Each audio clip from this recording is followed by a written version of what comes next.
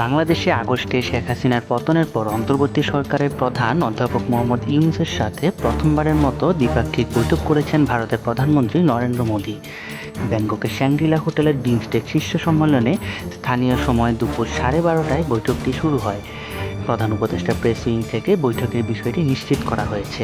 BBC বাংলার বরাত থেকে জানা যায়, বিমস্টেক সম্মেলনের সাইডলাইনে দুই শীর্ষ নেতার মধ্যে দ্বিপাক্ষিক বৈঠক করার জন্য বাংলাদেশের পক্ষ থেকে আগ্রহ প্রকাশ করে চিঠি দেওয়া হয়েছিল বলে জানানো হয়েছিল কর্মকর্তাদের পক্ষ থেকে।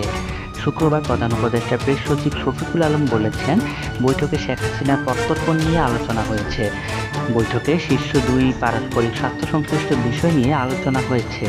প্রধান উপদেষ্টার বৈঠকে শেখ হাসিনার প্রত্যর্পণ, ভারতে বসে উনি বিভিন্ন আক্রমণাত্মক মন্তব্য করছেন সে বিষয়ে কথা হয়েছে। এছাড়া সীমান্ত হত্যা, গঙ্গা চুক্তি নবায়ন এবং তিস্তা নদীর পানি বণ্টন নিয়েও কথা হয়েছে বৈঠকে, বলেছেন মিস্টার শফিকুল আলম। গত কয়েকদিন ধরে প্রতিবেশী দুই শীর্ষ নেতার বৈঠক নিয়ে বাংলাদেশ ও ভারতের গণমাধ্যমে আলোচনা ছিল। বাংলাদেশের গণমাধ্যমে এ সংক্রান্ত খবর প্রকাশ হলেও ভারতীয় কর্মকর্তারা নিশ্চিত করেনি বিষয়টি। ফলে শেষ মুহূর্ত পর্যন্ত এক ধরনের অনিশ্চয়তা ছিল বৈঠকটি নিয়ে। শুক্রবার থাইল্যান্ডের ব্যাংককে বঙ্গোপসাগরীয় দেশগুলোর আঞ্চলিক সহযোগিতা জোটের শীর্ষ সম্মেলনে সাইডলাইনে এ বৈঠক অনুষ্ঠিত হয়।